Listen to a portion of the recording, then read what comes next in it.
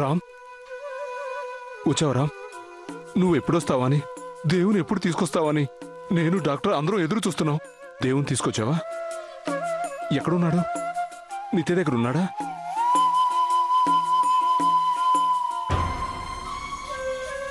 చెప్పురా, దేవెక్కడా? ఇప్పటికే ఆలస్యం అయిపోయింది. నా చెల్లెలకి ట్రీట్మెంట్ చేయాలి. చెప్పురా, దేవెక్కడా? ఇంతకీ నిత్యకి ఇలా ఉందని దేవుకు చెప్పావా లేదా?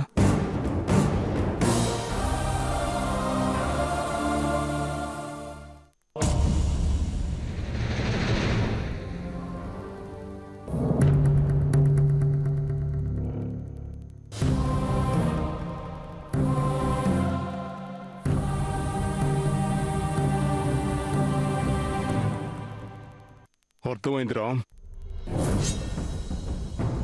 ఇక్కడ ఎవరి స్వార్థం వాళ్ళది.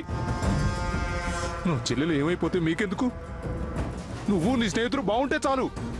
అది కాదు నరేంద్ర. వద్దు, నాకు ఇంకేం చెప్పడానికి ట్రై చేయొద్దు.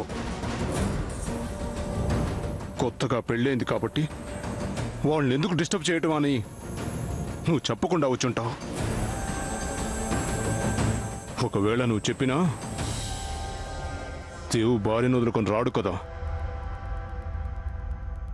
ఎందుకంటే నువ్వు చేసిన త్యాగం వృధా పోకూడదు. ప్రేమించిన అమ్మాయికే దగ్గరుండి పెళ్లి చేసిన గొప్ప త్యాగమూర్తివి కదా. ఎవరైనా కష్టాల్లో ఉంటే స్వార్థం లేకుండా సహాయం చేసే శ్రీరామచంద్రుడంత గొప్పవాడివని నమ్మాను. నీ వల్ల నా చెల్లెలు తప్పకుండా కోలుకుంటుందని ఆశపడ్డాను. తప్పకుండా దేవుని తీసుకొస్తావని 1000 కళ్ళతో ఎదురు చూశాను. కానీ నీలో కూడా స్వార్థం ఉందని అర్థమైంది. దయచేసి నేను చెప్పేది విను నరేంద్ర. అవసరం లేదు. నువ్వు నాకేం చెప్పాల్సిన అవసరం లేదు. నా చెల్లెలు ప్రాణాలకు తెగించి దేవు ప్రాణాలు కాపాడినందుకు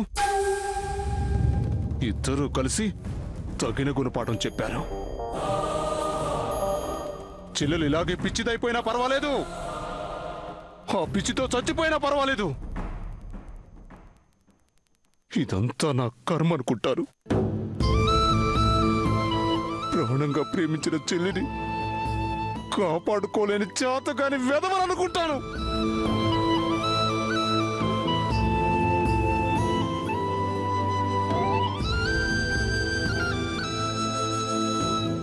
ఏ సంబంధం లేకుండా నా చెల్లెలి జీవితంలోకి వచ్చి దాన్ని పరిస్థితికి తీసుకొచ్చింది చాలు. వెళ్ళిపోండి సార్, అది వెళ్ళిపోండి సార్.